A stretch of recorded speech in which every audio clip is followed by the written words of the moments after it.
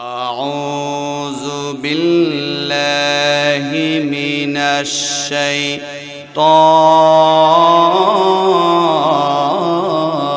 الرجيم بسم الله الرحمن الرحيم বাবাজিরা আমার বন্ধুরা আমার আজীবন বিসমিল্লাহির রহমানির রহিম শুনে আসছে, কিন্তু এর ভিতরে আল্লাহ কি লিখেছেন, কি রেখেছেন অনেকে জানি না বাবা। যেহেতু তাফসীর করতে যাচ্ছি বিসমিল্লাহ থেকে শুরু করি। তাফসীর মাযহারি আল্লামা সানাউল্লাহ পানিপতি রাহমাতুল্লাহ আলাইহি বলেছেন, এ দুনিয়ার মানুষ, আল্লাহ রাব্বুল আলামিনের সিফাতি নাম আছে 99টা। বলেন কয়টা? ওই সেপারার শেষের পৃষ্ঠায় আছে, আবার নুরানি বইতেও আছে 99টা। এটা হচ্ছে আল্লাহর স্পেশাল 99টা সিফাতি নাম, গুণের নাম। কিন্তু আল্লাহ রাব্বুল আলামিনের নাম 99, 100, 200, 500 নয়। আসমানে আছে, জান্নাতে আছে, জাহান্নামে, প্রথম আসমান, দ্বিতীয় আসমান, তাওরাত, জাবুর, ইনজিল, কোরআন। মোট কথা আল্লাহ রাব্বুল আলামিনের সব মিলিয়ে নাম হচ্ছে 5000। কয় হাজার? নবী বলেন, উম্মতেরা রে, এই 5000 নামের ভিতরে আল্লাহর কাছে 6টা নাম বড় প্রিয়। অর্থাৎ 6টা নামের ভিতরে পুরা 5000 নামটা মাত্র 6টা নামের ভিতরে আল্লাহ তাআলা গোপন রেখে দিয়েছেন। সুবহানাল্লাহ। তার ভিতরে সবচেয়ে প্রিয় নাম হচ্ছে আল্লাহ। একটু ডাক দেন তো। এটা এমন একটা নাম, আলিফ লাম লাম হা আল্লাহ। এটা যে হরফটা বাদ দেন, যারে বাদ দেন, আল্লাহর নাম কাটিং করা যাবে না। যেমন শুরুতে আলিফ লাম লাম হা আল্লাহ পরিচয় দিচ্ছেন, আল্লাহু লা ইলাহা ইল্লা হুয়াল হাইয়ুল কাইয়ুম। আল্লাহ ছাড়া কেউ নাই, তিনি চিরঞ্জীব, চিরস্থায়ী। এখন ওই আল্লাহর আলিফটা বাদ দেন, থাকে লাম লাম হা। আল্লাহ তাআলা বলে, লিল্লাহি মা ফিস সামাওয়াতি ওয়া মা ফিল আরদ। আসমান আর জমিনের মালিক একজন, বলেন তিনি কে? লিল্লাহ। লামদারেও বাদ দিয়ে দেন, থাকে লাম আর হা। লাহু মা ফিস সামাওয়াতি ওয়া মা ফিল আরদ। আসমান আর জমিনের মালিক তিনি। এই তিনি বলতে কারে বুঝাইছে? ও লামদারেও বাদ দিয়ে দেন, শুধু একটা হা রাখেন। আল্লাহ কয়, এই হা দ্বারা আমার নাম হুয়াল্লাহুল্লাযী লা ইলাহা ইল্লাহু। তিনি ছাড়া কেউ নাই, তিনি একজন মালিক। বলেন তিনিটাকে? আল্লাহ এমন একটা নাম, যেটারে বাদ দেবা আল্লাহর নামটা কাটতে পারবা না। এই জন্য আল্লাহর নামটা 1 নম্বরে আল্লাহর কাছে সেরা। 2 নম্বরে সামিউন, 3 নম্বরে বারিউন, এরপরে মালিকুন, এরপর রহমান, এরপর রহিম। এই সব মিলিয়া 6টা নাম আল্লাহর প্রিয়। এবার নবী কয়, আল্লাহ তাআলা আমাদেরকে যে বিসমিল্লাহির রহমানির রহিমটা দিয়েছেন, পুরা আল্লাহর 6টি নাম এই বিসমিল্লাহির রহমানির রহিমের ভিতরে আল্লাহ তাআলা ঢেলে দিয়েছেন। সুবহানাল্লাহ। আমরা যে বলি বিসমিল্লাহ, ওই বাটা শুধু একটা বানা। ওই বায়ের ভিতরে আল্লাহ রেখেছেন বারিউ একটা নাম। এরপরে সিন, সিনের ভিতরে আল্লাহ রেখেছেন সামিউ একটা নাম, এরপরে মিম, মিমের ভিতরে রেখেছেন মালিকু, তাহলে বিসমিতে 3টা নাম চলে গেল। এরপরে আল্লাহ, এরপর রহমান, এরপর রহিম, ওদিকে 3 এদিকে 3, এই 6টি নাম দ্বারা বিসমিল্লাহির রহমানির রহিম আল্লাহ সাজাইলেন। এরপরে নবী বলেন, ও দুনিয়ার মানুষ, এই বিসমিল্লাহির রহমানির রহিমের এক একটা হরফ যখন বান্দা বান্দি আমল করে, এক একটা হরফে 4000 নেকি তার গোলামরে আল্লাহ তাআলা ডাইরেক্ট দান করে দেয়। যে ব্যক্তি একবার পড়বে বিসমিল্লাহির রহমানির রহিম, 19টা অক্ষর হয়, 4000 গুণ 19, 1 নয় 2 নয়। একবার বিসমিল্লাহির রহমানির রহিম তেলাওয়াত করলে ৭৬,০০০ নেকি বান্দা বান্দের আল্লাহ ডাইরেক্ট দান করে দিবে।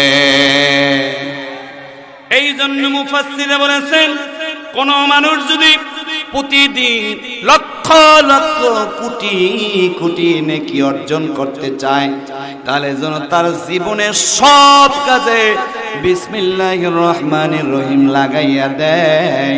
তাহলে একবারে ৭৬,০০০ নেকি হইলে এক দিনে কোটি কোটি নেকি বিসমিল্লাহর কারণে বান্দা বান্দির যিনি দান করবেন তিনি কে?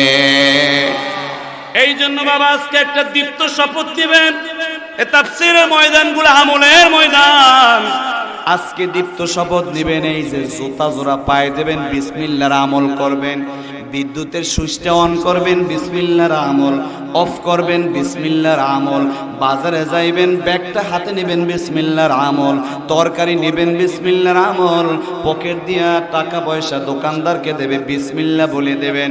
তাহলে এইটা যদি অভ্যাস করা যায়, প্রতিদিন কোটি কোটি নেকির ব্যবস্থা যিনি করে দিবেন তিনি কে? এই জন্য সবাই একটু আবার পড়ি, বিসমিল্লাহির রহমানির রহিম।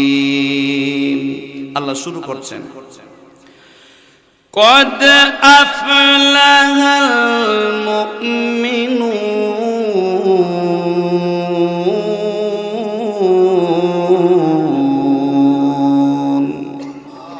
আল্লাহ রাব্বুল আলামিন সাথে সাথে 7টা গুণ বর্ণনা করলেই কিন্তু পারতেন, কিন্তু তার আগে বলেছেন কদ আফলাহাল মুমিনুন, ও গোলাম, ও মুমিন, তোমাদেরকে আমি আল্লাহ তাআলা সফল কাম ঘোষণা দিয়ে দিলাম, তোমরা সবাই সফল কাম হয়ে গেছো।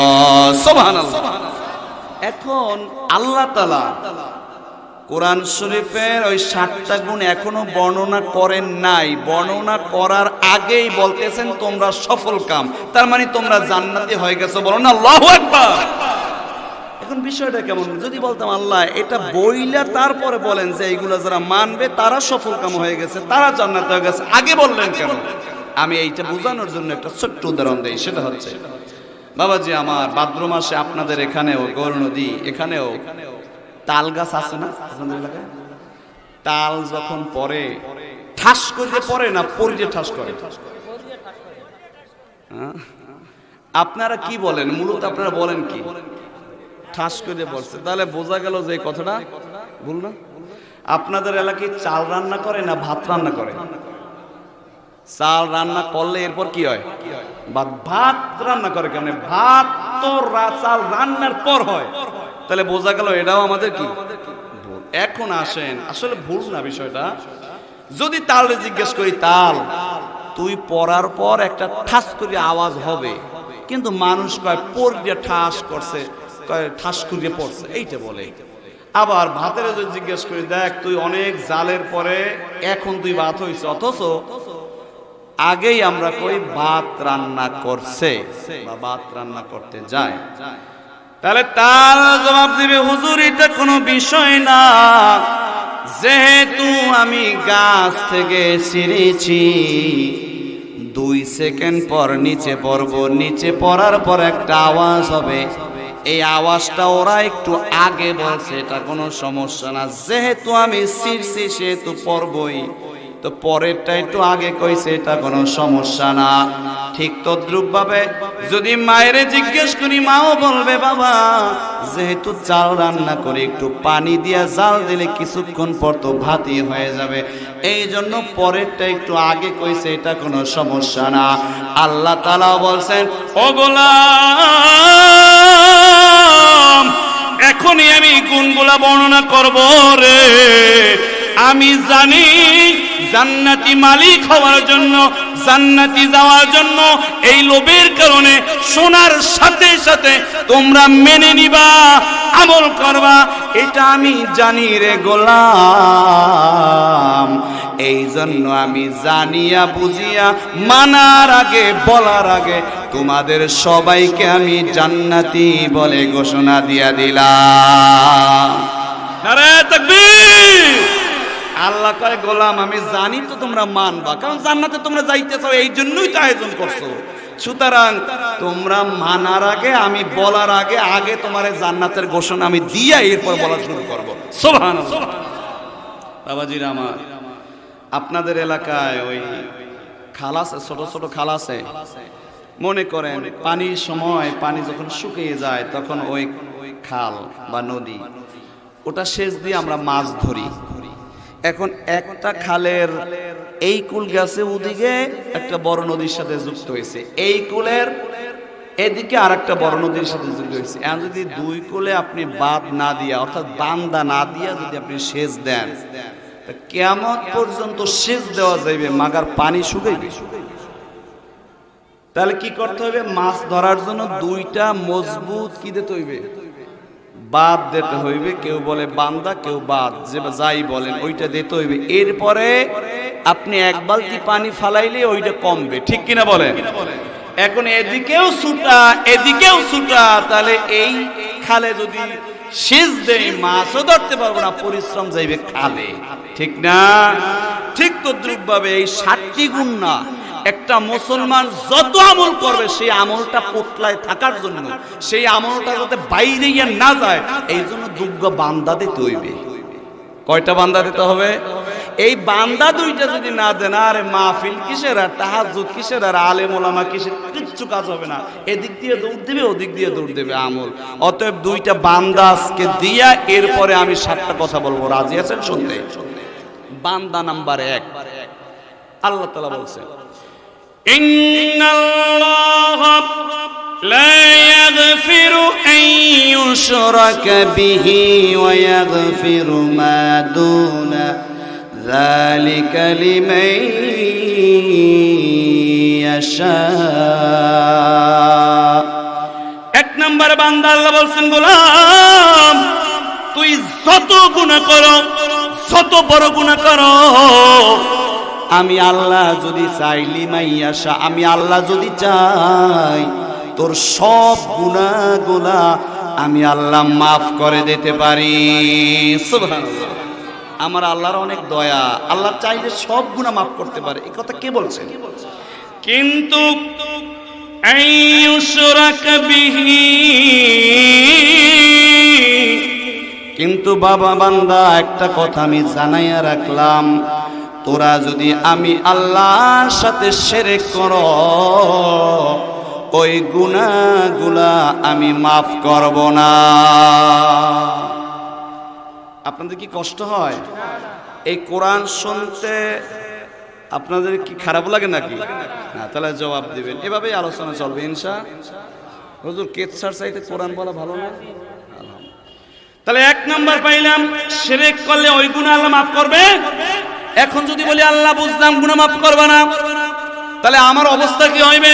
আল্লাহ বললেন, হারামাল্লাহু আলাইহিল জান্নাহ ওয়া মাওয়াহুন নার।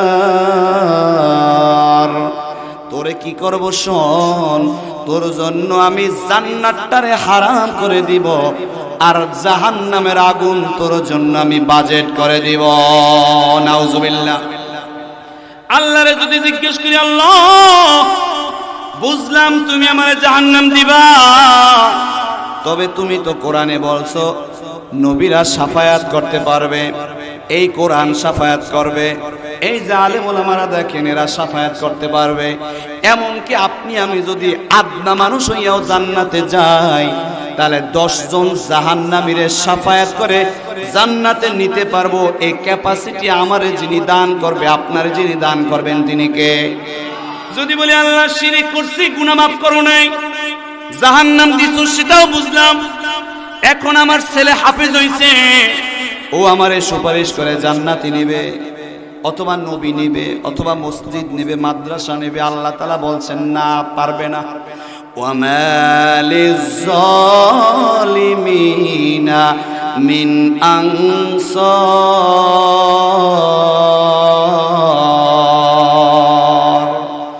আল্লাহ কয় তোমারে যে কেউ সুপারিশ করে, শাফায়াত করে জান্নাতে নিবে, ওটা আমি আল্লাহ তাআলা তালা লাগাইয়া বন্ধ করে দিলাম, কেউ তোমার পারবে না।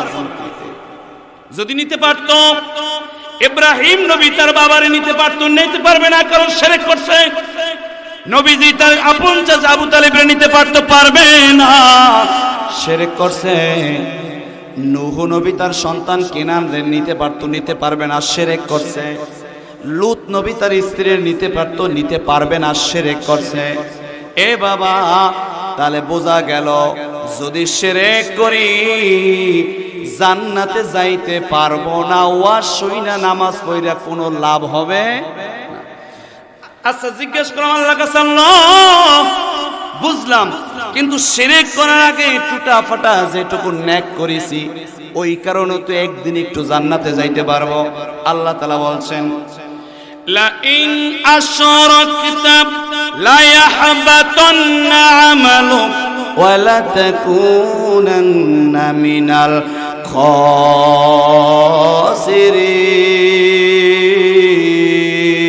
খাসিরিন। আল্লাহ কয় তোরে জান্নাতে কেমনে নিব? কারণ লা ইন আশরাকতা, যখন তুই শিরক করছো, লা ইয়াহবাতান্না আমালুক, যত আমল তুই করছো সব আমল আমি বরবাদ করে দিয়ে আমল শূন্য তোরে আমি বানাইয়া দিলাম। নাউজুবিল্লাহ। অর্থাৎ একদিন যে আপনি শিরক করছেন বুঝিয়া শুনিয়া, আল্লাহ কয় এই শিরক করার কারণে তুমি জন্ম থেকে এই পর্যন্ত যত সওয়াব কামাই করছো, লা ইয়াহবাতান্না আমালুক, আমি সব আমল নষ্ট করে দিছি, বাই করে দিছি, তোমার আমল নামায় একটা আমলও নাই। এই কথা আমি বলি না, কে বলছে? এখন আপনারা বলবেন হুজুর এটা কেমনে হয়? 90 বছর আমল করছি আর একদিন শিরক করছি, সব নষ্ট করে দেবে আল্লাহ? এখন আপনাদের বলি আমি উদাহরণ দিয়ে, বাবাজি মনে করেন আপনি ঢাকার এক বড় বাড়িওয়ালার সাথে আপনার ছোট্ট কন্যাটার বিয়া দিছে। এখন আপনার বেয়াই কইতাছে, বেয়াই আপনাদের তো গৌর নদী, ও জায়গা তো বেশ গরু ছাগল লালন পালন করা হয়, তাহলে একটা কাজ করেন, ওই যে আমরা যে মেহমান যাব, আধুনিক খাবার ঢাকাতে ওই যে দধি দেয় একটা কইরা, ওগুলা না দিয়া একটু পায়েসের ব্যবস্থা, কাঁচা দুধ দিয়ে একটু পায়েসের ব্যবস্থা করবেন, গুঁড়া দুধ দিয়ে না। এখন আপনি বলছেন ভাইয়া এটা কোনো আমাদের বরিশালের জন্য ব্যাপার স্যাপার নাকি, আপনি এখানে ওখানে পাঠাইয়া মোটামুটি 2 মণ দুগ্ধের ব্যবস্থা করলেন। এখন 2 মণ দুগ্ধ ব্যবস্থা কইরা সেখান থেকে আপনি ফিন্নি রাইন্ডা দেবেন বেয়াইদের, এইটা আপনার মনের আকুতি। এখন আপনার 3 বছরের একটা ছেলে, দুধ কত মণ? 2 মণে কয় কেজি হয়? 80 কেজি দুধ। আর আপনার 3 বছরের ছেলে যাই কি করছে, ওর পেশা পাইছে, ও চিন্তা করছে সাদা এগুলা ভালোই তো পানি আছে, এই বিদার দিয়ে সারিয়া, তো সারিয়া দিয়ে বেশি না 50 গ্রাম পেশাব করছে। 2 মণ দুধ, 80 কেজি দুধের ভিতর 50 গ্রাম পেশাব। এখন বলেন ওই দুধটা কি হালাল না হারাম? হারাম হয়ে গেছে। এত কষ্ট কইরা জোগাড় করলেন, এতটুকু পেশাবে যদি আপনি ওই খাওয়ান আর এই যদি মানে শোনে, তা আপনি মরে গেলেও কইবে ওই বাড়ির মারা গেছে কেন, কয় আব্দুল কুদ্দুস। কোন আব্দুল কুদ্দুস? কে? ওই যে বিবাহ দুধ আর মুত একসাথে করে খাওয়াইলে না, উনি মারা গেছে। মানে মৃত্যু পর্যন্ত মানুষ বলবে, মৃত্যু পরেও বলবে, ঠিক কিনা বলে? তার মানে 80 কেজি দুধের ভিতরে 50 গ্রামে পেশাব পড়লে সব যেমন হারাম। 80 বছর নেক আমল করছে, একদিন জেনে শুনে বুঝে শিরক করছেন, সব আমল যিনি নষ্ট করে দিয়েছে তিনি কে? তাহলে আমল ছুটতে যদি যায়, এই 7টা বৈশিষ্ট্য ধারণ করে কোনো লাভ নাই। এই জন্য বান্দা দিতে হবে 1 নম্বরে, বান্দা জীবনে শিরক করব না, রাজি আছেন? এখন শিরক কি? এ বাবা, আমি প্রচলিত যেগুলা শিরক 2-4টা বলি। 1 নম্বর শিরক, আমরা অনেক সময় বলি যে আমি এই সন্তানের মাথায় হাত রেখা কসম করলাম, মরা কাঠের উপর বৈশা কসম করলাম। না না, দুনিয়ায় কোনো মাখলুকের নামে কসম করা যাবে না, কসম করতে হইবে একজনার নামে। তিনি কে? আল্লাহর কসম ব্যতীত দুনিয়ার মাখলুকের নামে যত কসম করবেন, সাথে সাথে শিরক হয়ে যাবে, আমল বরবাদ। 2 নাম্বার, এই কপালটা আল্লাহ দিয়েছে একজনারে সিজদার জন্য, চিল্লে বলেন তিনি কে? কিন্তু এই কপালটা দিয়ে যদি আপনি কোনো পীর সাহেবের সিজদা দেন, কোনো কবরে সিজদা দেন, সাথে সাথে নেক যিনি নষ্ট করে দিবেন তিনি কে? হিন্দুরা মেলার আয়োজন করে, সূর্যমণি মেলা, অমুকমণি মেলা, ওরা পূজাকে কেন্দ্র করে মেলার আয়োজন করে। আপনি মুসলমানের বাচ্চা হয়ে ওই মেলায় যাইয়া কেনাকাটা করেন, আনন্দ করেন, ওটা শিরক। সুতরাং এই শিরকগুলা এরপরে মান্যত হবে একমাত্র কার নামে? আল্লাহর নামে মান্যত। এই মান্যতটা আপনি মসজিদে দিতে পারবেন, পীর সাহেবের দরবারে দিতে পারবেন, আপনি খানকায় দেন, লেল্লা বোর্ডিং এ দেন, আপনার ইচ্ছে মতো দেন, কিন্তু মান্যতটা হবে একজনার নামে। তিনি কে? কোন কবরের নামে, কোন মাজারের নামে কিছু মান্যত করা যাবে? যদি এইটা বন্ধ করতে পারেন, তাহলে যে নেকিটুকু করবেন পোটলার ভিতরে ওই নেকিটুকু জমা যিনি রাখবেন তিনি কে? তাহলে বান্দা 1 নাম্বার পাইলাম, জীবনে শিরক করব না। বান্দা নাম্বার 2, সুম্মা নুনাজ্জিল্লাযীনা তাকাও ওয়া নাযারুজ যালিমিনা ফিহা জিসিয়া। আল্লাহ তাআলা বলেন, যারা মানুষের উপর জুলুম করে, অত্যাচার করে, নির্যাতন করে, ঠগাইয়া খায়, মজলুম ব্যক্তিরে পাইয়া ইচ্ছা মতো তার জায়গা জমি ঠকাইয়া খায়, আছে কিনা বলেন? আরে ভাই, এমনও তো আছে নিজের আপন বাপ অসুস্থ অবস্থা কয়, আব্বা যান চলেন আপনার ডাক্তারের কাছে নিয়ে যাই। আরে বাবা সন্তানরে বিশ্বাস করবে না তো কারে করবে? সন্তানের সাথে যাচ্ছে, বাবা তো মুমূর্ষু অবস্থা, একটা দলিলের ম্যানেজ কইরা কয়, আব্বা এখানে একটা সিগনেচার দেন, ডাক্তারের সিগনেচার দিতে বলছে। উনি তো মুমূর্ষু অবস্থা সিগনেচার দিচ্ছে, বাবাও জানে না কি জন্য আমি দিলাম। সন্তানের মনে তো কুবুদ্ধি। এখন বাবা মারা গেছে পর যখন জায়গা জমি বন্টন করা হবে, তখন ওই সন্তান এসে কয়, এই এলাকার মাতুব্বারেরা তোমরা কি জানো নি, বাবা মারা যাবার আগে আমারে মোহাব্বত কইরা ভালোবাসিয়া আমার এক জায়গায় ডাইকা নিয়া দেখো আমারে 10 কাঠা জমি লিখে দিয়েছে, এই নাও তার দলিল। এমনও নেমোকারাম সন্তান দুনিয়ায় আছে কিনা বলে? আল্লাহ তাআলা কয়, ইন্নামাস সাবিলু আলাল্লাযীনা ইয়াযলিমুনান নাসা ওয়া ইয়াবগুনা ফিল আরদি বিগাইরিল হক উলাইকা লাহুম আযাবুন আলীম।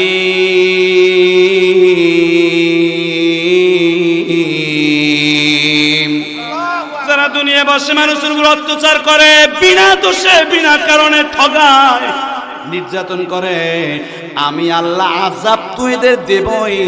আর একটা শাস্তি হচ্ছে মরণের পর যাদের কষ্ট দিছে, যাদের জাগাডমি ঠকাইয়ে খাইছে, যাদের নির্যাতন করছে, ওই পরিমাণ নেক দেওয়া হবে।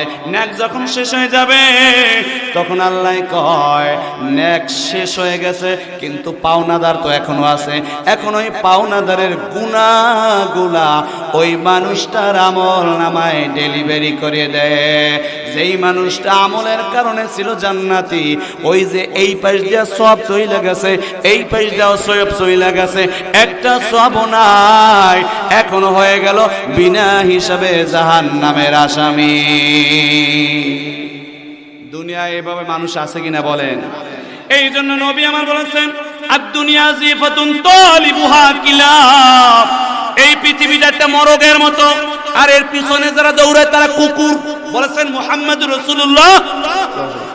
আমি গবেষণা করলাম যে আল্লাহ নবী এই মরগ কুকুরে দৌড়ায়, কে আরো কত কিছু খায়, কাকে খায়, শিয়ালে খায়, এরপরে সিলে খায়, শকুনে খায়, তার শুধু কুকুরের কথা আল্লাহ কেন বলছে? পড়তে পড়তে পড়তে পড়তে এক জায়গায় চমৎকার একটা ব্যাখ্যা পাইলাম। সেটা হয়েছে কুকুরে মরা গরু খায়। ধরেন একটা মরা গরু পাইছে, গরুটা মরছে মনে করেন 2 মণ ওজনের, খালে ফালাইয়া দিয়েছে, এখন পয়সা হয়েছে 4 মণ। একটা কুকুরে দেখছে ওই একটা মরগ, দৌড়ে গেছে, কামড় দিয়ে দেখে খুব মজা লাগে। একটা কুকুরে মরগ যদি সর্বোচ্চ খায় তাহলে কয় কেজি খাইতে পারবে? 1 কেজি, 2 কেজি, ধরলাম 5 কেজি। ওদিকে মরগটার ওজন হয়েছে 4 মণ। এখন দেখে দূর থেকে একটা কুকুর আসছে, ওই কুকুরটারে ও খাইতে দেবে না, এই জন্য ধাওয়া করতে করতে করতে করতে 5 কিলোমিটার গেছে। ওই দিকের পথ ভুললে যাও কার থাকুক, মাগার তোরে খাইতে দেব না। কিন্তু কাকে কি করে? কাকে একটা ঠোকর দিয়ে দেখে যে হ্যাঁ খাবারটা সুস্বাদু, তখন কাক একটু উপরে উঠে এমন একটা ডাক দেয়, বুঝাইতেছে ও কাকের দল ভালো একটা খাবার পাইছি, আয় আয় আয়। এরপরে সবাই মিল্লা খাইয়া এরপরে বাড়ি যায়। কুকুরে খাইবে একা, কাকে খাইবে সবাই মিলে। ভরা হইলে চইলা যা, কাকে পেট ভরা হইলে চলে যায়, কিন্তু কুকুরে চলে যায় না। কুকুরে বৈশা থাকে, দেখে যে পানি উঠা মরগটা ভেসে যাইবে, তখন ওই মরগের উপর ওঠে। ও যে কোথায় যাইতেছে ওরও খেয়াল নাই, মাগার তোরে ছাড়বো না। ও খাইতে পারবে না, কিন্তু ছাড়বে না, ও লাগবে আমার। ঠিক তদ্রুপ ভাবে কুকুর নিজের আপন ভাইও যদি মারা যায়, ওই ভাইয়ের গোশত কামড়াইয়া কামড়াইয়া খায়। নিজের আপন বোন যদি মারা যায়, নিজের আপন আব্বা যদি মারা যায়, নিজের আপন মা যদি মারা যায়, তার গোশত কামড়াইয়া কামড়াইয়া খায়। কিন্তু কাক দেখবেন, একটা কাকরে যদি কেউ মারে, ওই কাকের গোশত তো খাইবেই না, 1 মাসে ওই জায়গায় ও আর কাক আসবে না। তো আল্লাহ নবী বুঝাইতে চাইছে ও দুনিয়ার মানুষ, কিছু কুকুরের মতো মানুষ আছে যারা দূর থেকে খায়, খাইতে খাইতে খাইতে খাইতে নিজের মায়ের একটু জমি ছিল ওটাও লেখা নেয়, নিজের বাবার একটু জমি ছিল ওটাও লেখা নেছে, বাবারেও সারে নাই, মারেও সারে নাই। আল্লাহ কয় উলাইকা কাল আনাম বাল হুম আদল। এ গোলাম তুই তো কুকুর না, তুই জানোয়ার না, বাল হুম আদল, চতুষ্পদ জানোয়ারের চাইতেও তুই নিকৃষ্ট। এই ঘোষণাটা যিনি দান করেছেন তিনি কে? কাকে পেট ভরা হইলে চইলা যায়, কুকুর চইলা যায় না।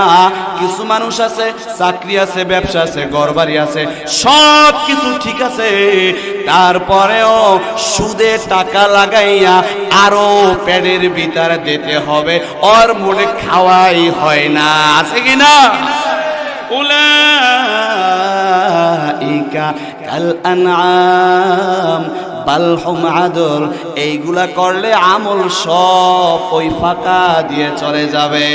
সুতরাং 2টা বান্দা, 1 নম্বরে জীবনে আর শিরক করব না, 2 নম্বর বান্দা জীবনে কারো কোনো ক্ষতি জানিয়া শুনিয়া বুঝিয়া করব না। এই দুইটা বান্দা যদি জীবনে দিতে পারি তাহলে যেটুকু আমল করব পোটলার ভিতরে ওই আমলটুকু যিনি জমা রাখবেন তিনি কে? তো ভাইজান জীবনে আর শিরক করব না, আর কোন মানুষের ক্ষতি জানিয়া শুনিয়া বুঝিয়া করব না। এই দুইটা বান্দা কারা দিতে রাজি? একটু হাত জাগাই তো।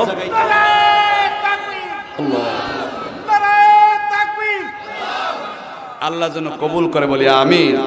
আসেন তাহলে বান্দা দুইটা শেষ, এখন আমরা 7টা গুণ বলে এখন জান্নাতের মালিক হইয়া এখান থেকে ময়দান ছাড়বো। রাজি আছেন? দুরূদ শরীফ পড়ি।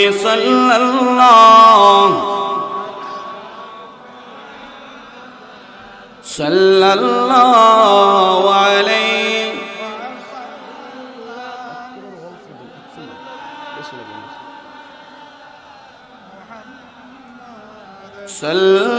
সাল্লাল্লাহু আলাইহি। ওগো নবী আশিকগণ, দরুদ পড়ো দিয়া মন, জীবন থাকিতে দরুদ ভুলো না কখন। সাল্লাল্লাহু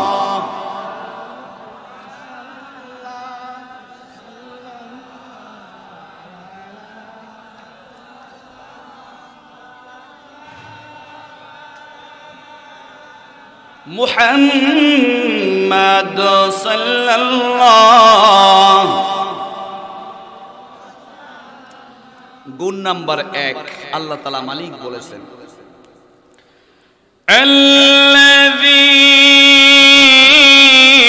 আল্লাযীনা হুম ফি সলাতিহিম খাশিউন। 1 নম্বরে গুণ, এগুলা যারা জান্নাতের মালিক হইয়া কবরে যাইতে চাও তাদের 1 নম্বরে গুণ, জীবনে যত নামাজ আদায় করবা নামাজটা খুজুর সাথে, সুন্দরভাবে, বিনয়ের সাথে, একাগ্রতার সাথে, নম্র হয়ে, ধ্যান দিয়া মালিকের জন্য আদায় করো। জান্নাতুল ফেরদাউসের মালিকের 1 নম্বর বৈশিষ্ট্য তাহলে আমি পেয়ে যাব। সুবহানাল্লাহ। আল্লাহ রাব্বুল আলামিন বলেন, দেখেন, মা সালাকাকুম ফি সাকার। জান্নাতীদের আল্লাহ তাআলা জান্নাতের ভিতরে একটা দোতলা বিল্ডিং দিবে। বিল্ডিং এর উপরে দেখবে, উঠিয়া দেখবে কিছু মানুষের চিৎকারের আওয়াজ শোনা যায়। এখন দেখবে আমার মামাতো ভাই, খালাতো ভাই অমুক সমুক আছে, তখন তাদেরকে আরবিতে জিজ্ঞেস করবে মা সালাকাকুম ফি সাকার, এই সাকার নামক জাহান্নামে তোমরা কেন আসলা গো? তখন ওই জাহান্নাম থেকে তারা জবাব দিবে ক্বালু লাম নাকু মিনাল মুসাল্লিন, আমরা নামাজি ছিলাম না, এই জন্য আমাদের জাহান্নাম যিনি দান করেছেন তিনি কে? দোস্ত, তুমি নামাজে যাইতা, আমারে বলতা আয় আয় নামাজে আয়। এ ভাই, আপনি নামাজ আপনি পড়েন, যান যান যান। আছে না অনেকে দোকানদারে টিভির দিকে তাকাইয়া থাকে, ওদিকে আজান দেয় দোকানের কাছে 32 জন, আর ইমাম সাহেব নিজে একা, পিছনে 3 জন। আছে না? এ ভাই, তুমি নামাজে ডাকছিলা কিন্তু আমরা যাই না, অজুহাত দিয়েছি, এই জন্য আমাদের জাহান্নাম দিয়েছেন কে? তার মানে বুঝলাম নামাজ না পড়লে জাহান্নাম দেবে কে? আবার আসেন অন্য জায়গায় আল্লাহ কি বলছেন, আপনাদের কষ্ট হয় না তো? ফাওয়াইলুল লিল মুসাল্লিন,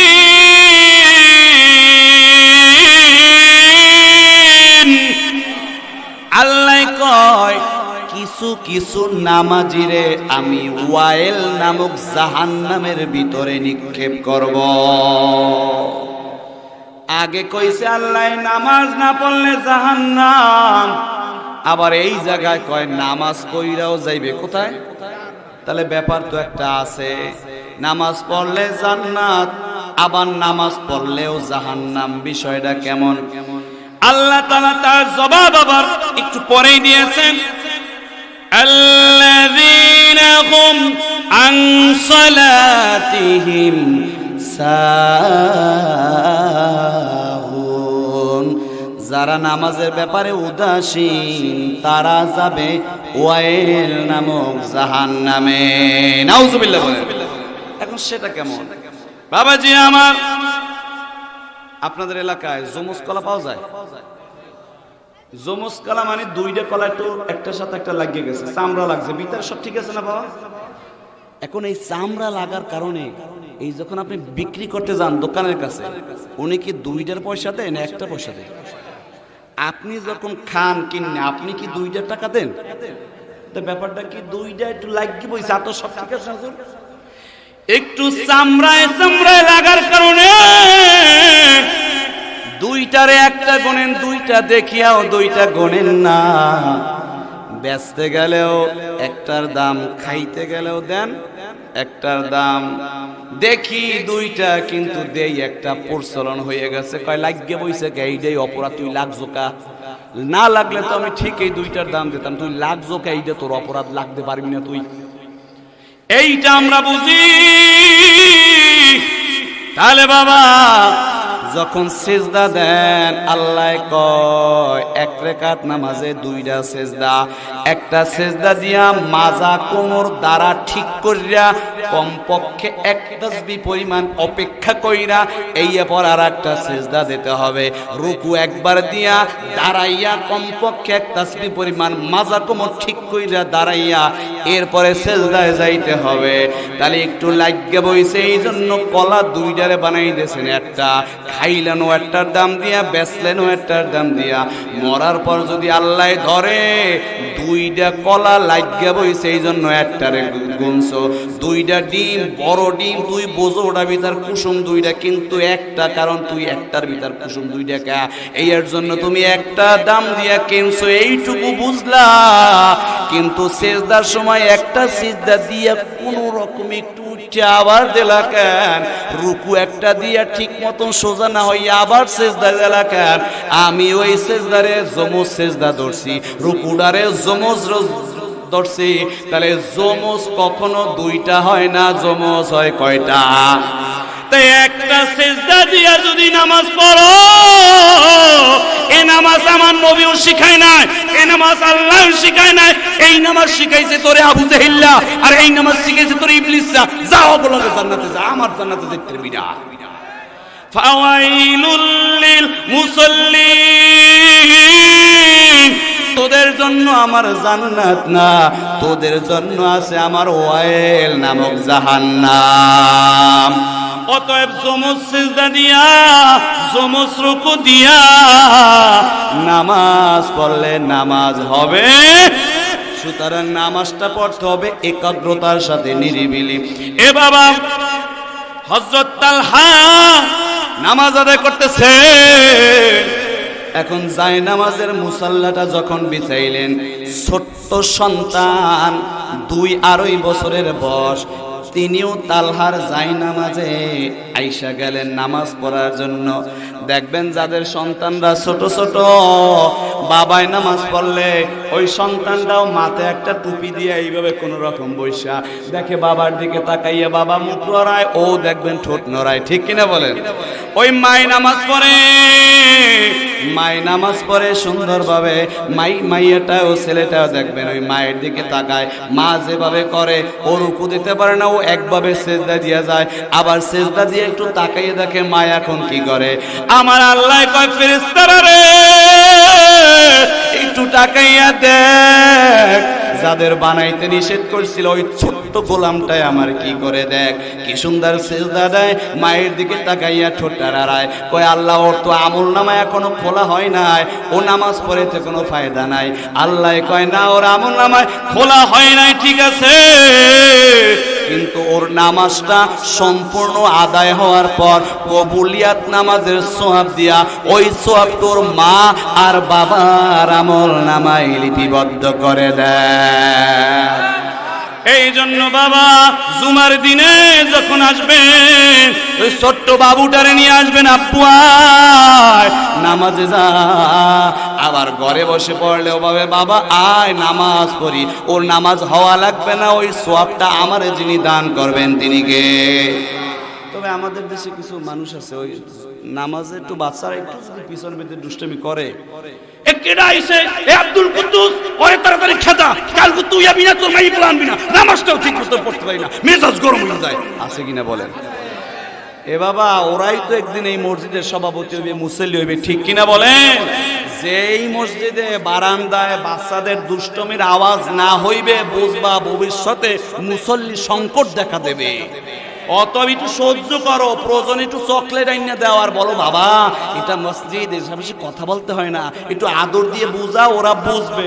এমন দাবার দেন আপনার আজরাইলের মতো ডরায়। ও যেদিন আপনি যেদিন মারা যাবেন ওর বয়স সেদিন 25 বছর হইবে, কয় ওরে বাবা মারা গেছে কেডা? কয় আব্দুল কুদ্দুস। ওরে বাবা রে, ছোটবেলা একটু মসজিদে যেতাম, ওরে আল্লাহ রে আমার এখনো মনে পড়ে, যাও আল্লাহ মাফ করুন। এইভাবেই কিন্তু হয়। খবরদার ওদের সাথে খারাপ আচরণ করা যাবে। বাবাজিরা তালহার বাচ্চাটা দাঁড়াইছে, এখন পাহাড়ি সাপ এসে তালহার বাচ্চাটারে পেঁচাইয়া নিয়ে যায়। তালহার বাচ্চারে নিয়ে যায়, সমস্ত মানুষগুলা উঠানে হইচই শুরু হয়ে গেল। কিছুক্ষণ পর ছেড়ে দিল, কিচ্ছু করলো না। তালহার নামাজ শেষ হয়ে গেল। বলে এত মানুষ কেন? এত মানুষ কেন? আপনি কি টের পান না আপনার ছোট্ট সন্তানটা কই? কয় ও তো নামাজে দাঁড়াইছিল, তারপর কি হয়েছে জানি না। কয় কি হয়েছে জানেন না? ওরা তো সাপে নিয়ে যাচ্ছিল, আবার ফেরত দিল, কিছু করে নাই। কয় ও দুনিয়ার মানুষ শোনো, বিবি আমার শোনো, আমি যখন নামাজে আল্লাহু আকবার বলে দাঁড়ায় যাই, দুনিয়ার কোনো খেয়াল থাকে না, আমার কানেকশনটা একজনের দিকে চলে যায়, তিনি কে? এই জন্য বাবা আজ থেকে নামাজটারে মনের মাধুরী মিশাইয়া সল্লু কামা রাআইতুমুনি উসাল্লি, আমার নবী যেভাবে শিখাইছে এইভাবে শান্ত মনে নামাজ, ধীর গতিতে নামাজ, নিরিবিলি আল্লাহর সাথে একটা কথোপকথনের নামাজ আজ থেকে পড়ব। রাজি আছেননি সবাই? আল্লাহ যেন কবুল করে, বলি আমিন। তাহলে বৈশিষ্ট্য একটা আমি পেয়ে গেলাম, জান্নাতের মালিক হওয়ার একটা আমার মধ্যে হয়ে গেল। 2 নম্বরে ওয়াল্লাযীনা হুম আনিল লাগওয়ি মুরিদুন।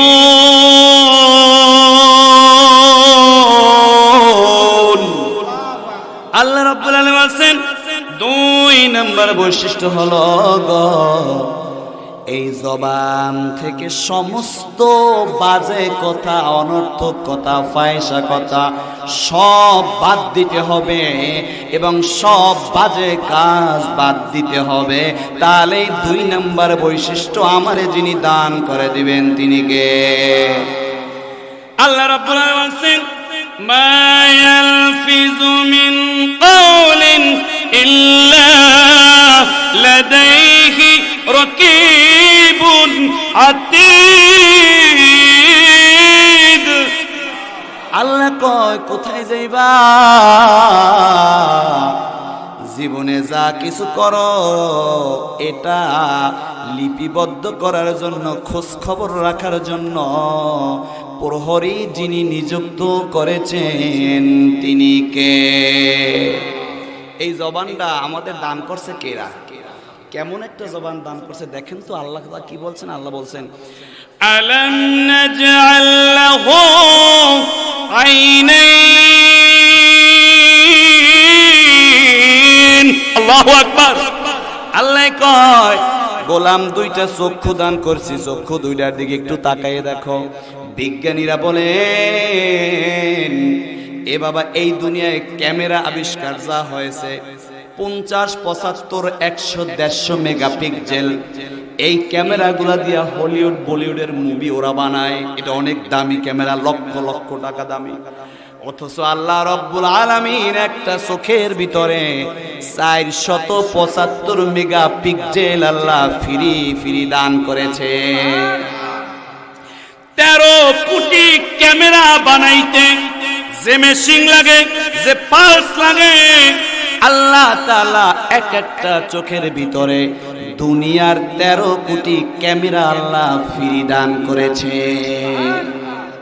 এরপর আল্লাহ কয় তোমার কথা বলার জন্য ওয়ালিসানা ওয়াশাফাতাইন, আমি 2টা ঠোঁট আর একটা জিহ্বা দিয়েছি বাবা। এমন একটা জিহ্বা দিছে, একটা চুল যদি এই জিহ্বায় পড়ে টের পাওয়া যায় কিনা? আল্লাহ কয় এই জিহ্বাটা যাতে একটা চুল দিয়ে তোর পেটে না যায়, ওটা তো অসুখ করবে, পেট খারাপ করবে, এই জন্য চুলটা টের পাওয়ার ব্যবস্থা ক্যাপাসিটি এই জিহ্বারে দিয়েছি।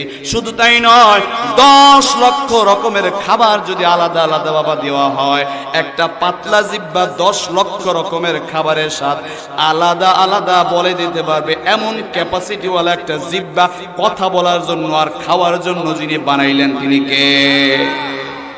সেই আল্লাহ বলে, গোলাম এই তোর যে কণ্ঠ, তুই যে কথা বলো 27টা জায়গা অতিক্রম করে কথাটা বের হয়, একটা জায়গা যদি একটু ডিসকানেক্ট হয়ে যায়, জিহ্বা ঠিক থাকবে, সব ঠিক থাকবে, মাগার কথা বের হবে না। অনেক সময় দেখবেন মৃত্যুর সময় জবান বন্ধ হয়ে যায়, সব ঠিক আছে, সব ঠিক আছে না, কেমন আছেন, কয় ভালো আছে না, মানে কথা বলতে চায় না, পারে কিন্তু বলতে পারে না, কারণ আল্লাহ এক জায়গায় একটু ডিসকানেক্ট, একটু লাইনটা কাটিয়ে দিয়েছে, শেষ।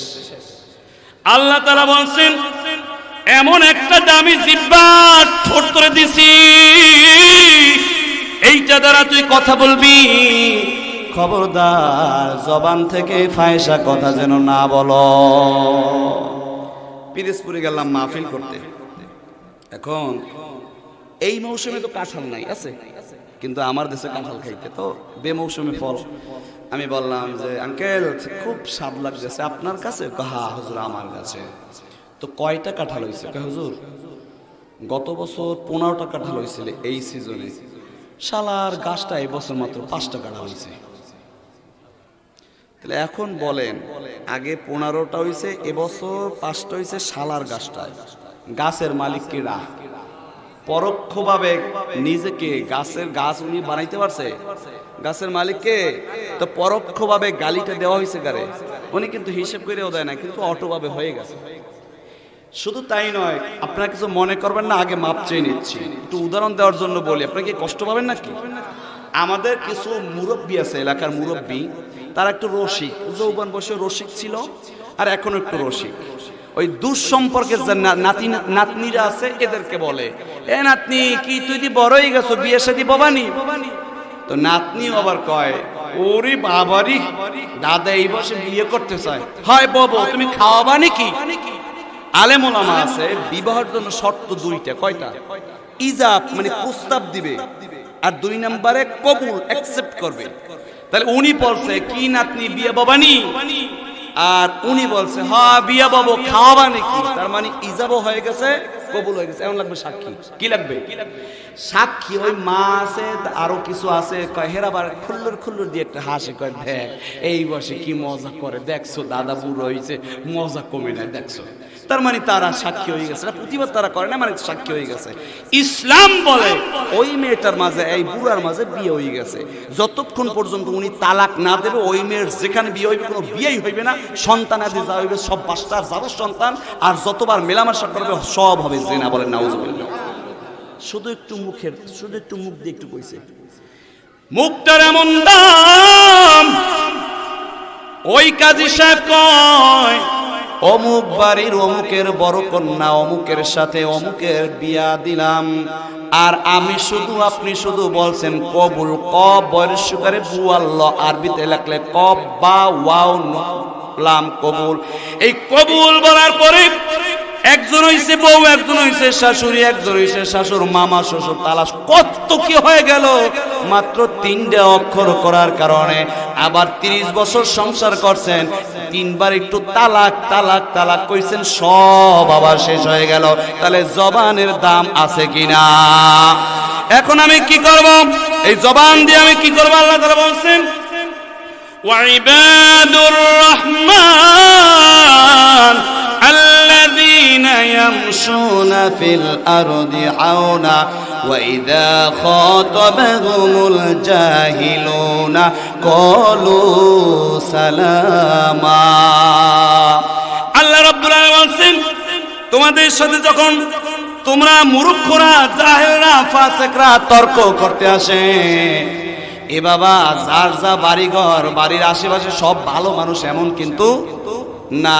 কারণ নবীজির বাড়ির পাশে আবু জাহেল, উতবা সাহেব, মুগিরা, মুসা নবীর বাড়ির পাশে ফেরাউন, ইব্রাহিম নবীর বাড়ির পাশে নমরুদ।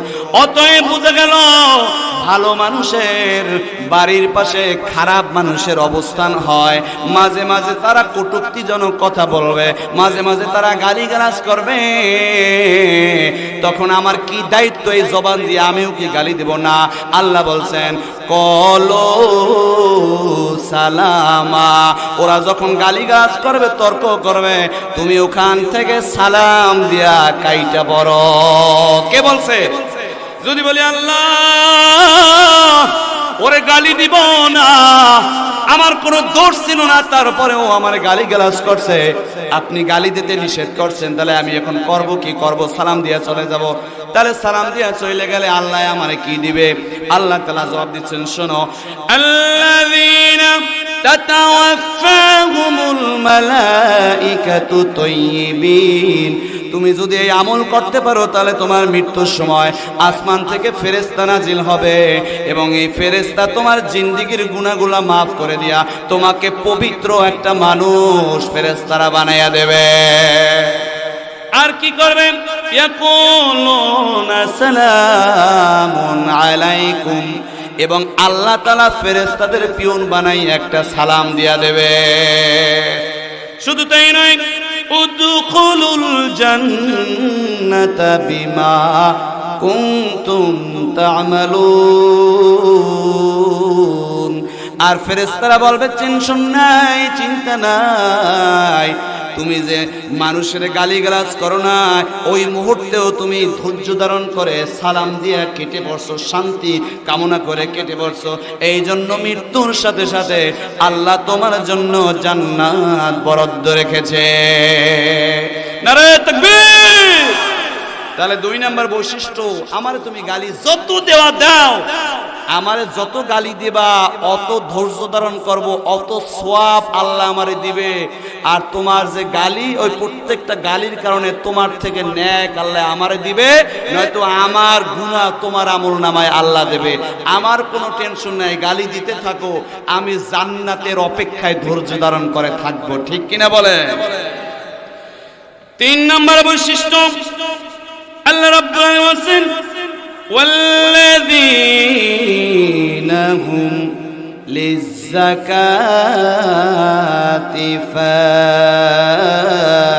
ফাঈলুন। এই যাকাত দ্বারা টাকার জায়গা বুঝান নাই। এই যাকাত, এই সূরাটা নাজিল হয়েছে মক্কা শরীফে, আর যাকাতের বিধান হয়েছে মদিনায়। এই যাকাত দ্বারা আত্মশুদ্ধি বোঝানো হয়েছে। যেমন আল্লাহ বলছেন قد أفلح من تزكى, সে আত্মশুদ্ধি করতে পেরেছে, সে সফল কাম হয়ে গেছে। মানে সিনা থেকে সমস্ত অহংকার, সমস্ত আমিত্ব ভাব, সমস্ত রিয়া সব দূর করে দিয়ে একজন নিরহংকার বিনয়ী মানুষ হতে হবে। তাহলে জান্নাতের 3 নম্বর বৈশিষ্ট্য আমার ভিতরে যিনি দান করবেন তিনি কে? দেখবেন আমাদের অবস্থাটা এমন, 2 জাল মনে করেন, জাল বোঝেন? অর্থাৎ এক ভাইয়ের বউ আর এক ভাইয়ের বউ ভাবি, এটাকে জাল বলে অনেক জায়গায়। এখন একজন ভাই শিক্ষিত হয়ে একটা শিক্ষিত মেয়ে বিয়ে করছে, আর একজনে একটু আমপাবলিক কাজ বাজ করে, উনি ওই লেভেলের একটা মেয়ে বিয়ে করছে। এখন 2 জনের মাঝে ঝগড়া বাজছে। এখন যেন একটু শিক্ষিত, একটু অবস্থা ভালো, তিনি বলে ওরে তোর তো সাহস ভালোই, তুই এসো আমার লগে তর্ক করতে, আমি কেডা আর তুই কেডা? আমার বাবার নাম আমাকে গ্রামে গিয়ে একবারে বললে পুরা গ্রামে চেনে, তোর বাবার নাম তো বাড়ির চালান দিয়েও পাওয়া যাবে, তুই এসো আমার লগে তর্ক করতে, তোর তো সাহস কম না? এটা অহংকার হয়ে গেল কিনা বলেন?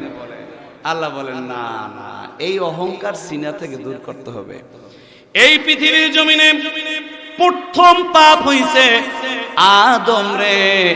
ইবলিস সিজদা দেয় নাই, কেন দেয় নাই? কয় আনা খৈরুন, আমি ওর থেকে উত্তম, আমি বড়, আমি কেমনে ওরে সিজদা দেই? আর আদম নবীও গাছের কাছে যাইতে নিষেধ করছে। আল্লাহ কয় ও আদম তুমি কেন ভুল করছো? আদম কয় রব্বানা, ও আমার রব, জলামনা, আমি জুলুম করছি, আমি ভুল করেছি, আনফুসানা, আমার নিজের সাথে, ওয়া ইল্লাম তাগফির লানা, আপনি যদি ক্ষমা না করেন, লানাকুনান্না মিনাল খাসিরিন, আমি ক্ষতিগ্রস্ত হয়ে যাব। আল্লাহ কয় ও আদম তুমিও এক ভুল করছো, ইবলিসও এক ভুল করছে, ভুল দুইটা সমান। তোমারে জিজ্ঞেস করার পর তুমি বিনয় দেখাইছো, আমি খুশি হয়ে গেছি। আমি আল্লাহ তোমারে প্রমোশন দিয়া, আমি আল্লাহ আদি পিতা এবং তোমারে নবুয়াত দিয়া দিলাম। আরো অহংকার করছে, ওরে আমি মরদুদ বানাই দিলাম। তার মানে হচ্ছে এ বাবা আপনারে আমারে আল্লাহ বানাইছে মাটি দিয়া, মাটি যেমন নিচে থাকে, আষাঢ় মাসে স্যান্ডেল থেকে মাটি যদি একটু এই শরীরে পাঞ্জাবিতে লাগে মেজাজ গরম হইয়া যায়, আঙ্গুল দিয়া এইভাবে টোক্কা দিয়া তাড়াতাড়ি কাদাটা ফালাই দেয়। তার মানে কাদা তুই থাকবি পায়ের নিচে, তুই কেন উপরে উঠলি? আল্লাহ কয় ও মানুষ তোরে আমি মাটি দিয়া বানাইছি, তুই থাকবি নিচে, তুই উপরে ওড়ার চেষ্টা করবি না, এই অহংকার করবি না। এই অহংকার মুক্ত যদি একটা জিন্দেগি আল্লাহরে দেওয়া যায়, তাহলে জান্নাতের মালিক যিনি বানায়া দেবেন তিনি কে? রাজি আছেন? আজ থেকে অহংকার সব এই মাটির নিচে দাফন করে আমি নিরহংকার একজন গোলাম, একজন গোলাম, আল্লাহর গোলাম। আমার যা এগুলা কিচ্ছু আমার না, আমার সব দেশে একজনে, তিনি কে? সব কৃতিত্ব একজন, আর তিনি কে? এই ভাইজানে কমপক্ষে 20 বার উমরা করছে। এই উমরা করাইছে কে?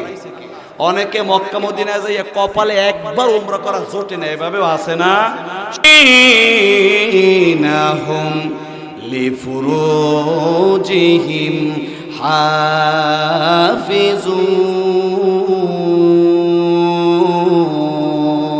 হাফিজুন।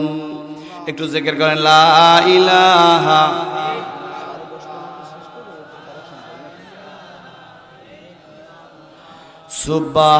সুবহানাল্লাহ।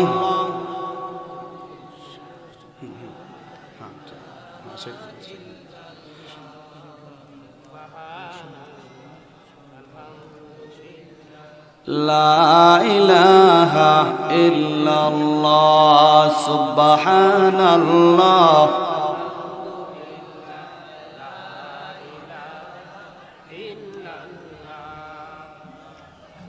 লা ইলাহা ইল্লাল্লাহ মুহাম্মাদুর রাসূলুল্লাহ। এরপর আল্লাহ বৈশিষ্ট্য বলেছেন 4 নাম্বার, ওয়াল্লাযীনা হুম লিফুরুজিহিম হাফিজুন। যারা নিজের সতীত্বের হেফাজত করবে, যারা নিজের লজ্জাস্থানের হেফাজত করবে, ইউসুফ নবীর মতো একটা চরিত্র আল্লাহরে দিতে পারবে, আল্লাহ তাআলা তাদেরকে জান্নাতের ওয়ারিস বানিয়ে দেবে। সুবহানাল্লাহ। এই যুবক, অনেক যুবক বলে হুজুর একটা বিয়ে শাদী করবো, আপনারা তো হুজুর মানুষ, একটু দেখেন একটা ভালো মেয়ে পান কিনা। আবার অনেক মেয়ের বাবারা ওইভাবে বলে যে হুজুর আপনারা তো ভালো ভালো মানুষের সাথে চলাফেরা, একটা ভালো ছেলে একটু দেখেন তো, আমার মেয়েটা বিয়ে দেব। আলহামদুলিল্লাহ, এটা ভালো নিয়ত তাদের।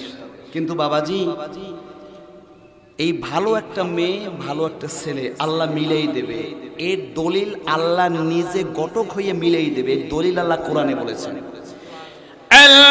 الخبيثات للخبيثين والخبيثون للخبيثات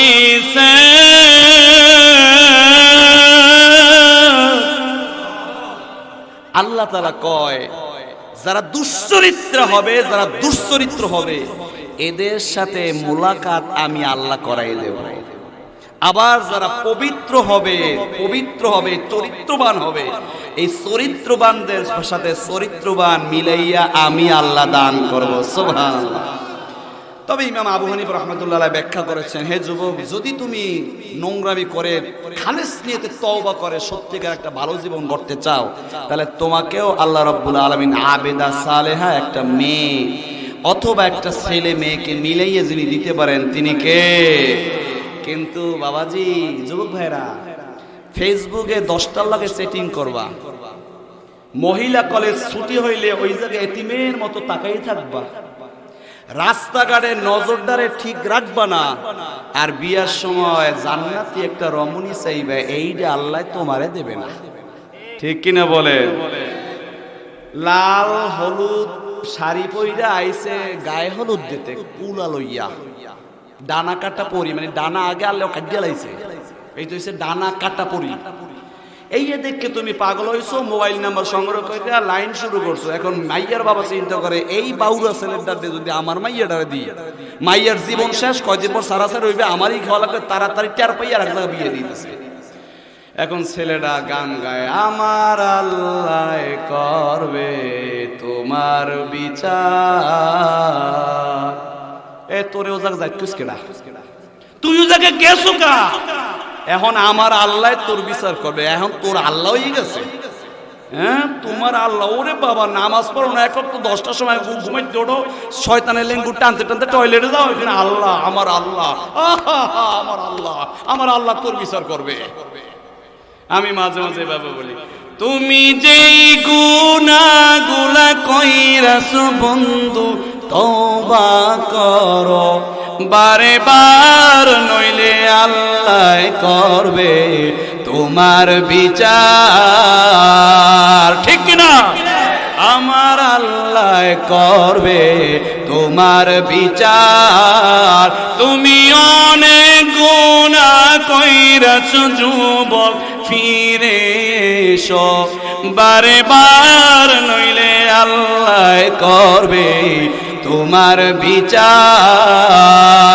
আমার আল্লাহ করবে তোমার বিচার।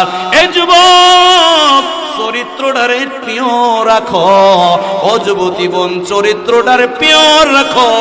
দুনিয়া এবং আখিরাতে শান্তি যিনি দান করবেন তিনি কে? এরপর আল্লাহ বলছেন, ওয়াল্লাযীনা হুম লিআমানাতিহিম ওয়া আহদিহিম রাউন। 5 নাম্বার, যারা আমানতের খেয়ানত করে না। আমানত, একজন মেম্বারের আমানত হচ্ছে পুরা ওয়ার্ড, একজন বাবার আমানত হচ্ছে ঘরের সবার উপর সমান অধিকার, একজন মায়ের আমানত ঘরটারে গুছাইয়া রাখা। এ মা, এমনও তো হয় মায়ের আমানত হচ্ছে নিজের ঠিক রাখা, নিজের পরিবারে গুছিয়ে রাখা। এমনও তো হয় স্বামী বিদেশ থাকে, বউর অ্যাকাউন্টে টাকা পাঠায়, মোবাইল একটা পাঠাইছে, আপেলওয়ালা মোবাইল, আইফোন 19, এই স্বামীর দেওয়া মোবাইল দেয়া আর একটা পায়রার লগে কথা কওয়া শুরু কইরা দেছে। এখন স্বামী যে সময় আসবে তার 1 মাস আগে আর একটা পায়রার লগে বাইজ্ঞা যায়, এমনও আছে কিনা? ওয়াল্লাযীনা হুম লিআমানাতিহিম, আল্লাহ যার যেখানে আমানত রেখেছে, ও মা, আমানতের খেয়ানত কইরো না। আল্লাহ বলছেন, ফাসসলিহাতু, তুমি সলেহা হও, ফাসসলিহাতু কনিতাতু, স্বামীর আনুগত্য হও, হাফিজাতুল লিল গায়বি বিমা হাফিজাল্লাহ, স্বামী যখন থাকবে না, তোমার পুরা বডিটারে আল্লাহ যেভাবে হেফাজত করছে ওইভাবে হেফাজত করতে হবে। কথা কে বলেছেন? আবার কিছু পুরুষও আছে বাড়ির ছোট ছোট দুইটা সন্তান আর বিবি আছে, ওদিকে গার্মেন্টসের মাইয়া পছন্দ করিয়া বিয়া করিয়া এখন এই বড় ফোন ধরে না, টাকা পয়সা পাঠায় না, এদিকে কান্নাকাটি করে, এমনকি মানুষের কাছে হাত তোলে, আর ওদি দ্বিতীয় বই লইয়া ওদিকে শান্তিতে জীবন কাটায়। এভাবেও বেয়াদব মার্কা পুরুষও আছে কিনা? ওয়াল্লাযীনা হুম লিআমানাতিহিম, তোমার আমানত ছিল, তার আমানতের খেয়ানত করছো, কাজ হবে না। আমানতটারে সঠিক রাখো, জান্নাতের মালিক বানাই দেবে কে? ওয়া আহদিহিম রাউন, যারা ওয়াদা বরখেলাপ করে না এদেরকে আল্লাহ জান্নাতুল ফেরদাউসের মালিক বানাইবে। ওমর রাদিয়াল্লাহু তাআলা আনহু শত্রু ধরলেন, শত্রুটারে কতল করবেন। এবার শত্রু বলতেছে, ওমর এক গ্লাস পানি দাও, আমি পান করব। ওমর পানি দিলেন, এইভাবে পানি দিলেন। এখন কাফেরটাই কি করলেন? পানিটারে ফালাই দিলেন। কয় পানিটারে ফালাই দেছো কেন? কয় পানি ফালাই দিছি, আমার মন বলতেছে পানি মুখে দেওয়ার সাথে সাথে তুমি কতল কইরা দেবা, পানি আমি পান করতে পারবো না, এই জন্য ভয়তে ফালাই দিছি। ওমর কয় না না না, আমি কথা দিলাম, আমি ওয়াদা দিলাম, আমি মুসলমান, নাও এই এক গ্লাস পানি। এবার কি করছে? এক গ্লাস পানি পাইয়া সামনে দেখে একটা খেজুর গাছ, পানি গ্লাস সহ খেজুর গাছের দিকে নিক্ষেপ করলেন। গ্লাস শেষ, পানিও শেষ, পানি বালুতে চুষে খেয়ে ফেললো, গ্লাস টুকরা টুকরা হয়ে গেল। এবার ইহুদি বলছে, ওমর তুমি ওয়াদা করছো এই পানি পান না করা পর্যন্ত আমাকে কতল করবে, তাহলে যেই পানি তুমি আমারে পান করার জন্য দেছো এই পানি বালুতে খেয়ে ফেলছে, এই পানি আমি আর পান করতে পারবো না, আর গ্লাসও নাই। এখন কি তোমার ওয়াদা রক্ষা করবা না আমারে কতল করবা? কয় তুমি মুক্ত। কয় কেন? কয় তোমারে হত্যা করলে আমি জান্নাত পাবো এমন কোনো গ্যারান্টি নাই, কিন্তু আমি ওয়াদা যদি রক্ষা করি আল্লাহ তাআলা সূরা মুমিনুনে আমাকে জান্নাতের মালিক বানানোর ওয়াদা দিয়েছে। আর আমরা সকালে টাকা নিই, কয় হুজুর মাগরিবের সময় দিব, মাগরিব 32টা চলে যায়, এরপর ফোনে রিসিভ করে না, আছে কিনা বলেন? উনি আবার নামাজ পড়তে পড়তে কপালটার কালি বানিয়ে ফেলাইছে। আহারে, যদি দেখে যে ওই দেন আকাশ ভাই বসেন, গাই পরে মনে আছে আমি পরে দেখা করবো, আমি তো যাই তো তরকারি কেনা লাগবে, দৌড় আছে না? আল্লাহ বলছে না না, ওয়াল্লাযীনা হুম লিআমানাতিহিম ওয়া আহদিহিম রাউন, ওয়াদা বরখেলাপ, যাদেরকে জান্নাতের মেহমান বানাবো তারা করবে না, যাদের মালিক বানাবো। শেষ লাস্ট হচ্ছে ওয়াল্লাযীনা হুম আলা সালাওয়াতিহিম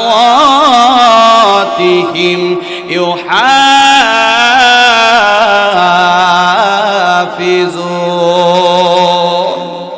আল্লাহ কয় 7 নাম্বার বৈশিষ্ট্য হলো গো, এই মানুষগুলা কখনো নামাজ ছাড়বে না। যেখানে থাকে টলার থাকে নামাজ আদায় করবে, গাড়িতে থাকে, লঞ্চে থাকে, নৌকায় থাকে, উপরে থাকে, নিচে থাকে।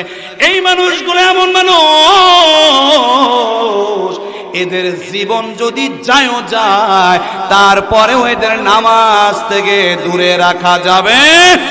ওয়াস্তাঈনু বিস-সাবরি ওয়াস-সালাহ ওয়া ইন্নাহা লাকাবীরাতুন ইল্লা আলাল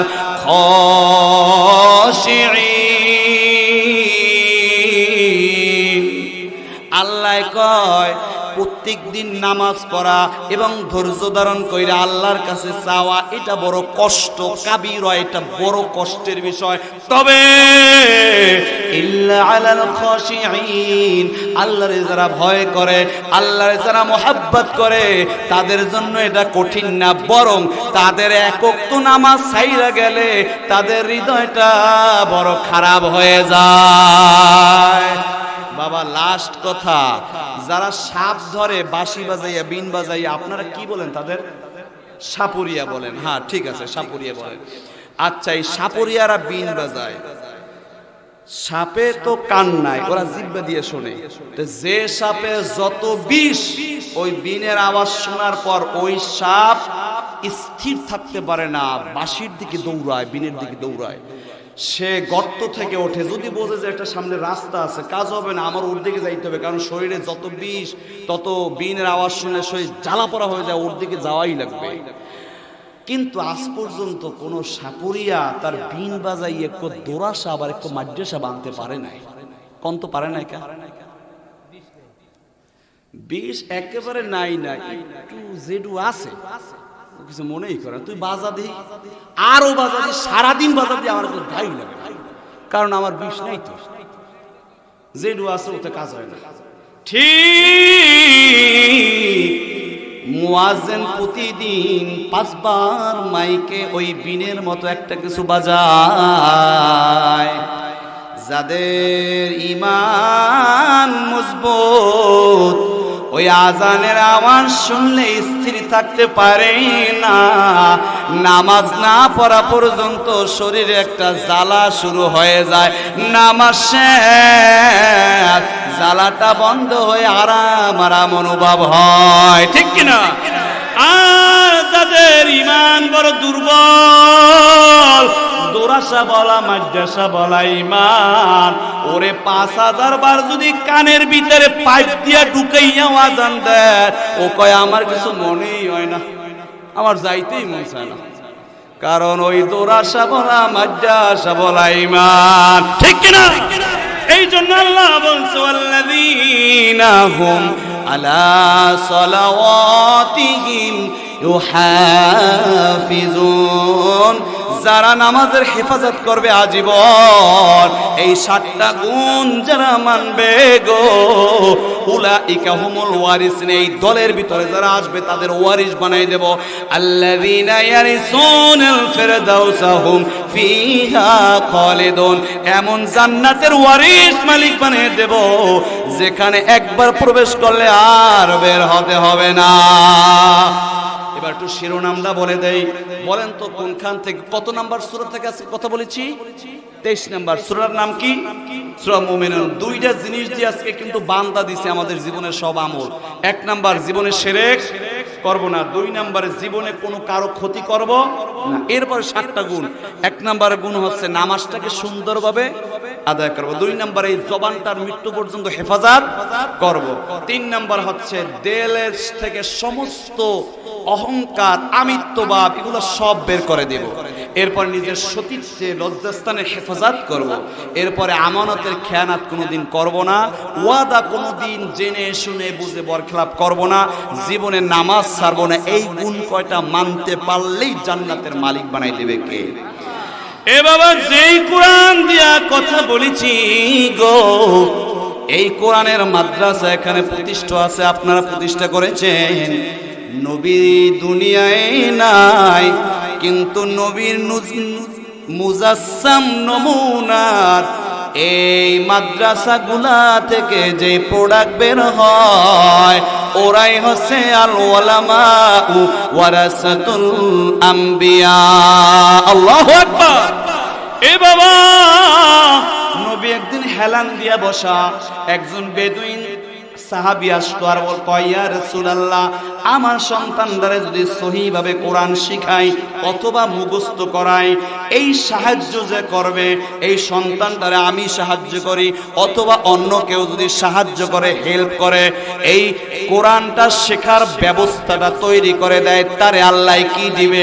আল্লাহর নবী চক্ষু বন্ধ করে রইলেন, কয়, ও বেদুইন, আমি নিজের থেকে কিছু বলবো না, অপেক্ষা করো, জিবরাইল আসবে। কিছুক্ষণ পর মৌমাছির মতো আওয়াজ শোনা যায়, কয়, জিবরাইল আসছে, তোমরা চুপ করো।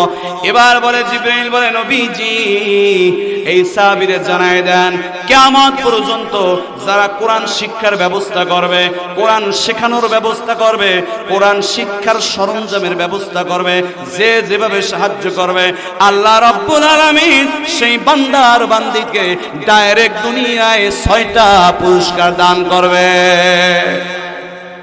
শোনো, 6টা পুরস্কার কি? একটা মানুষ যদি 10,000 বছর বেঁচে থাকে, 10,000 বার যদি মক্কা গিয়ে হজ করে, এই মানুষটা যদি 10,000 বার জিহাদের ময়দানে যায়, এই মানুষটা যদি 10,000 বার আল্লাহ রাব্বুল আলামিনের একজন পয়গম্বর ইসমাইল তার বংশের গোলাম 10,000 আজাদ করে দেয়, এই মানুষটা যদি 10,000 মিসকিনকে খাবার দেয়, এই মানুষটা যদি 10,000 বস্ত্রহীনকে বস্ত্র দেয়, এই মানুষটা যদি 10,000 বার উমরা করে, এই 6টা আমল এটা দুনিয়ার কোনো মানুষের পক্ষে সম্ভব না। কারণ 10,000 বছর সে বেঁচে থাকতে পারবে না, বছরে একটার বেশি হজ তো আর করা যাবে না, হজ্জুল আকবার। তো যদি বেঁচে থাকে তারে যে সওয়াব দিবে, যারা মাদ্রাসায় একটু সাহায্য সহযোগিতা অথবা কোরআন শেখার একটু ব্যবস্থা করে দিবে, আল্লাহ রাব্বুল আলামিন তাদেরকে সব সওয়াব একজনকে এইভাবে দান করে দিবে। নারে তাকবীর! এ বাবা, এই জন্য আল্লাহ বলছেন আল্লাযীনা ইউনফিকুনা ফিস সাররাই ওয়াদ দাররাই ওয়াল কাযিবিনাল গায়জ ওয়াল আফিনা আনিন নাস ওয়াল্লাহু ইউহিব্বুল মুহসিনিন। আল্লাহ বলে, ও গোলাম শোনো, তুমি সুখে থাকো আর দুঃখে থাকো, অভাবে থাকো, অনাটনে থাকো, ধনী থাকো, গরিব থাকো, যে হালতে থাকো, যখন আল্লাহর জন্য কিছু চাওয়া হবে, তুমি তোমার সামর্থ্য অনুযায়ী একটু হইলেও আল্লাহ রাস্তায় দাও। যদি তুমি দাও তাহলে তোমার আমি মুহসিন বানায় দেব। আর আমি বলছি আল্লাহু ইউহিব্বুল মুহসিনিন, যারা এই আমলটা করবে আমি আল্লাহ বড্ড তাদেরকে ভালোবাসবো। সুবহানাল্লাহ। এই আয়াতটা নাজিল হওয়ার পর আল্লাহ তাআলা বেলালকে কয়, ইনফিকিয়া বেলাল, বেলাল তুমি দান করো। বেলাল কয়, হুজুর এই আয়াত আমার জন্য না। কয় কেন? কয় আমি আহলে সুফর সদস্য, বাড়ি নাই, ঘর নাই, মা নাই, বাবা নাই, কিচ্ছু নাই, মসজিদে বারান্দায় পইরা থাকি, কেউ খাজুরের 2 সাইডে খাজুর দিলে ওইটা খাই, আমি আবার দান করবো কি? কয় না, ইনফিকিয়া বেলাল তুমিও দান করো। এখন বেলাল পেরেশান হয়ে গেছে, আমি দান করব কিভাবে? এভাবে বলতে বলতে বিকাল হয়ে গেছে, দুপুর হয়ে গেছে। দুপুর হওয়ার পরে বেলাল একজন 2টা খেজুর দিছে। বাবাজি কয়টা খেজুর দিছে? যে মানুষটা সকাল থেকে কিছু খায় না, 2টা খেজুরে কি করবে? একটা খাওয়ার পর ওই রাসূলের এই আয়াতটা যে শুনাইছে, আয়াতটা মনে পড়তেছে, বলতেছে, ও মদিনার সাহাবীরা, কে আছো এখন পর্যন্ত খাও নাই? নেও নেও নেও, আমি একটা খেজুর খেয়েছি, আর একটা খেজুরের মালিক আছি, এই খেজুরটা নেও, আল্লাহর এই আয়াতটার উপর আমল করার একটু সুযোগ আমারে তোমরা দিয়ে দাও। সুবহানাল্লাহ। ওই একটা খেজুর দান করে নবীজির দরবারে দৌড়ায়, কয় নবীজি রে, এবার বলেন তো আমি একটা খেজুর সদকা দিয়েছি, আমি আমল করতে পারছি কিনা? কয় বেলাল, এই যে অভাবের ভিতরেও একটা খেজুর তুমি ক্ষুধা অবস্থায় দান করে দিয়েছো, এইটাতেই আল্লাহ খুশি হয়ে গেছে রে, আর তোমাকে আল্লাহর পছন্দের গোলাম হিসেবে মাওলা কবুল করেছে।